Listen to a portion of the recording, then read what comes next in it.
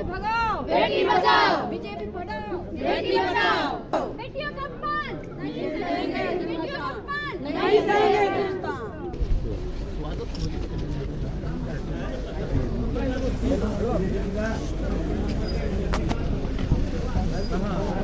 राज बाबू को विरासत पर बात करना चाहिए, अपने क्षेत्र के विकास के बारे में बात करना चाहिए।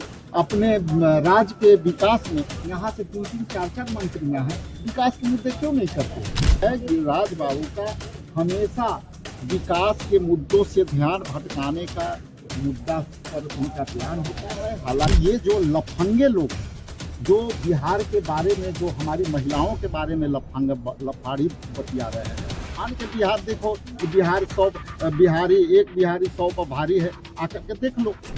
पहला पॉइंट तो ये है, मनरेगा को खत्म करके बापू के विचारधारा को मारना चाहती है बीजेपी। तीसरा है कि मनरेगा के तहत जो 100 दिन के गारंटियां थी मजदूरों के, वो खत्म हो गया। तीसरी जो बात है, जो हम है कि इसकी सारी शक्तियां केंद्र सरकार अपने ही से ले लिया, राज्य के उसमें कोई भूमिका नहीं रही। और चौथी जो अहम है कि उसको स्विच ऑफ करने का पूरी अधिकार केंद्र सरकार ने रखा। तो आप सोच सकते हैं कि मनरेगा के जो मजदूर 100 दिन के गारंटियां थी, आज नहीं मिलने से कई फाइनेंस कंपनियां उनको काम नहीं मिलने से लोन ले रहा है, और लोन लेने के बाद लोग ठगे जा रहे हैं, आत्महत्या करने पर मजबूर हैं, अपने प्यारे से गांव और घर को छोड़ने पर मजबूर हैं। तो इसी विषय को लेकर के हम लोगों ने यहाँ चर्चा किया। फिर हम संगठन सृजन के माध्यम से फिर बेगूसराय दोबारा आएंगे, बहुत जल्दी आएंगे, और फिर हम लोग वार्ता करेंगे। ऐसे आपका कोई सप्लीमेंट्री क्वेश्चन हो तो आप। गिरिराज सिंह ने आज ही प्रेस कॉन्फ्रेंस किया है और कहा है कि कांग्रेस और विपक्ष के लोग भगवान राम से नफरत करते हैं, इसलिए जी राम जी का विरोध कर रहे हैं। मजदूरों को 100 के बदला 125 कम दिया जाए। देखिए, गिरिराज बाबू को ये धरती रहा है, यहाँ से लोग जीते हैं। इस पर ये देखना चाहिए कि बरौनी फर्टिलाइजर कंपनियां थी जो श्री बाबू ने यहाँ लाई थी, आज उसकी क्या कैपेसिटी है। यहाँ कई थर्मल पावर भी हमारे कांग्रेस के राज में बने, उस पर उनको कभी चर्चा नहीं। जब आप यहाँ के प्रतिनिधित्व करते हैं, आपकी सरकार है, तो इस पर उनको चर्चा करना चाहिए कि भाई हमने बेगूसराय के लिए क्या दिया। बेगूसराय तो जहाँ श्री बाबू ने छोड़ के गया और कांग्रेस के सत्ता था, जहाँ वो छोड़ के गए, वैसी विरासत को आज भी देख रहे हैं। तो गिरिराज बाबू को विरासत पर बात करना चाहिए, अपने क्षेत्र के विकास के बारे में बात करना चाहिए। अपने राज्य के विकास में यहाँ से 3-3, 4-4 मंत्रियां हैं, विकास के मुद्दे क्यों नहीं करते?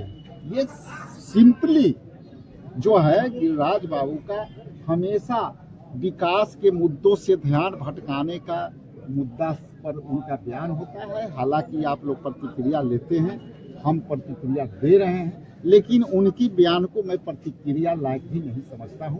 प्रतिक्रिया लायक यदि होता कि नहीं, बेगूसराय के जितनी इंडस्ट्रियां हैं, फर्टिलाइजर है, पावर स्टेशन है, उसकी क्षमता बढ़ी कि नहीं बढ़ी, लोगों के यहाँ रोजगार मिली कि नहीं मिली, स्थानीय संबंध में आप श्री बाबू के जमाने में, उस जमाने में रोजगार मिली, तो आज रोजगार पर भी बात करना चाहिए, ना कि विकास के मुद्दों से ध्यान भटकाना चाहिए। अब बिहार की महिलाओं पर जो उत्तराखंड के मंत्री के पति जो है अभद्र टिप्पणी किए थे। देखिए, ये इनकी डीएनए, पहले का डीएनए का हम नहीं जानते, लेकिन वर्तमान में बीजेपी का गालीबाजी का डीएनए बढ़ा है। और खास करके बिहार के मामले में जिस तरह से प्रधानमंत्री बोली लगा के जाते हैं कि बोलिए 70,000 दे दूं कि करोड़ों दे दूं, इसके बाद आप कई बिहार के बारे में अभद्र टिप्पणियां हुई है। बिहारियों पर जिस तरह से दूसरे राज्यों में हमला होते हैं, आज वो गाली का हमला है। इसको मैं इसको तो मैं ऐसे कह सकता हूं कि ये जो लफंगे लोग हैं, जो बिहार के बारे में, जो हमारी महिलाओं के बारे में लफाड़ी बतिया रहे हैं, आन के बिहार देखो कि बिहार 100 बिहारी, एक बिहारी 100 पर भारी है, आकर के देख लो बिहार के, और बिहार के अस्मिता पर और महिलाओं पर। तो आज यही की महिला जो है पूरे देश में नाम रोशन कर रही है, IAS और IPS में। हमारा कई ऐसे संसदीय कार्य में लगी हैं महिला जो देश के नाम रोशन किए। इसलिए ये इस तरह से इसलिए बोला जाता है कि उनको बाद में बीजेपी प्रोत्साहित करती है, प्रमोट करती है।